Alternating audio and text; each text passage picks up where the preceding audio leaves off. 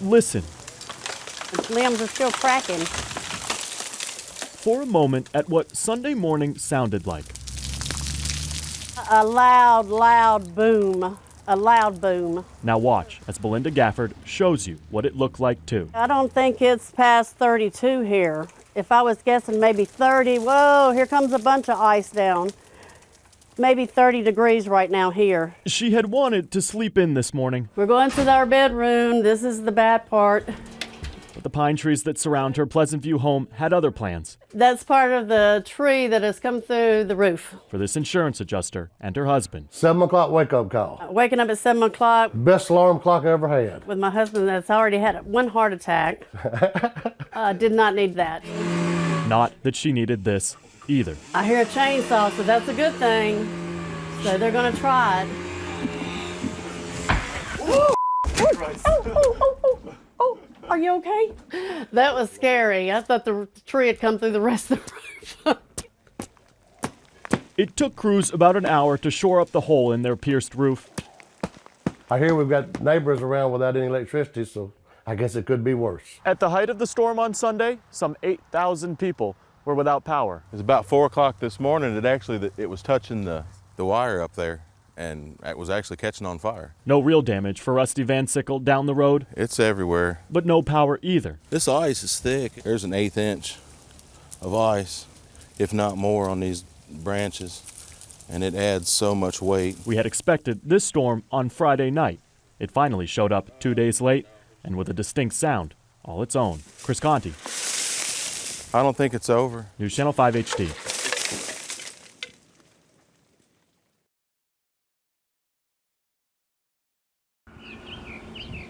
This is Edwards Lane. Every street has that one house. I moved in 2005. That one house that just makes you go, huh? I guess it's almost like a little mini zoo in our neighborhood. Maria Renew has a cat and a dog, but by far has the tamest yard on her block. Now, I was a little shocked about the peacock. That's only the beginning of the animals. Oh, there's a bunch of chickens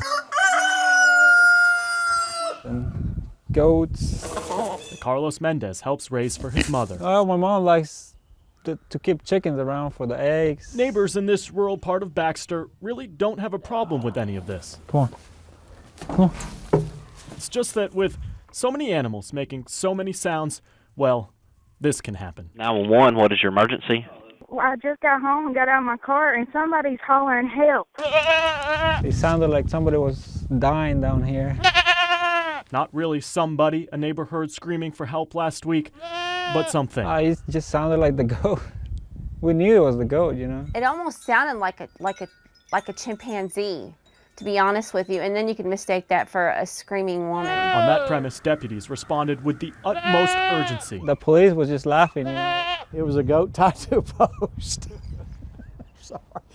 I'm usually doing these serious things. Turns out Charcoal, the 1-year-old goat, just doesn't like to be separated from its herd. It's a lonely cry, I guess. The lesson in all this? Almost as hard to discern as a solitary goat alone with its boisterous throat. I can't say don't cry wolf because, I don't think the goat would get it, but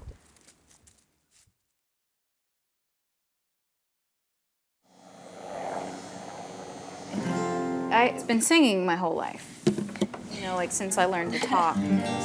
She knows what you're thinking. Saw you with a girl at the county fair. Really, it's the first thing people wonder these days. Time to realize we were never meant to be. And it's not that they recognize her voice. It's from the jingles. Yeah, I did this years ago. She sometimes sings on TV. As a little girl, Amber Rose McLemore saw her name in lights. She dreamed big. Her dreams were big. Try to imagine then what it was like when this 32-year-old from Madison had to ask her husband to pick up a camera and record this. It's 2:10 in the morning, May 25th, the day after my birthday. Cancer. I've been pulling my hair out for approximately 30 minutes. While I'm pulling out my hair, I'm just sitting there, it's raining hair! Hallelujah! It was crazy, but I made it fun. All my baldness. I looked like a mess. So bad. Oh, yeah. Unlike the song she is used to writing, though, This ending isn't up to her. Every day I wake up, I'm thankful. And I don't want to let go. I'm not ready.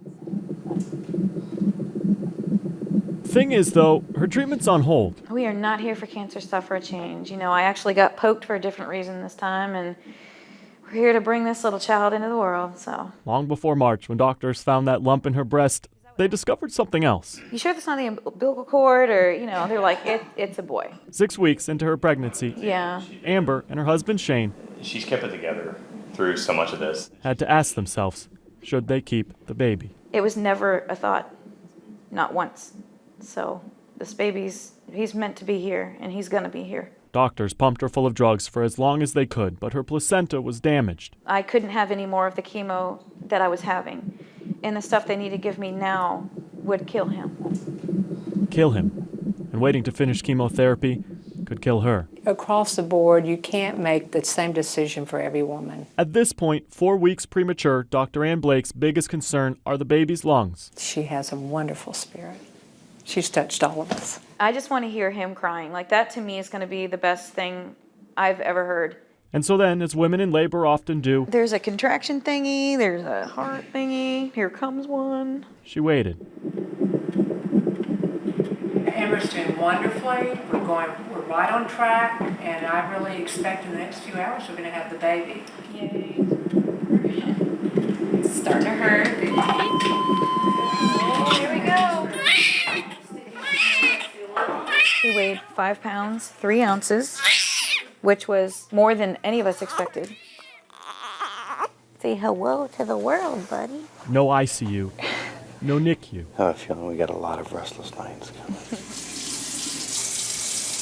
Baby's first bath. Any doubts they had about little Brantley's health I know, man. washed away on September 10th Likes the bath. at 4:44 p.m. Bless you. They can see now that their son will be At the end of fine. the day, I can't treat her. I can't make her well. I can't take the cancer away. I mean, Here's my baby.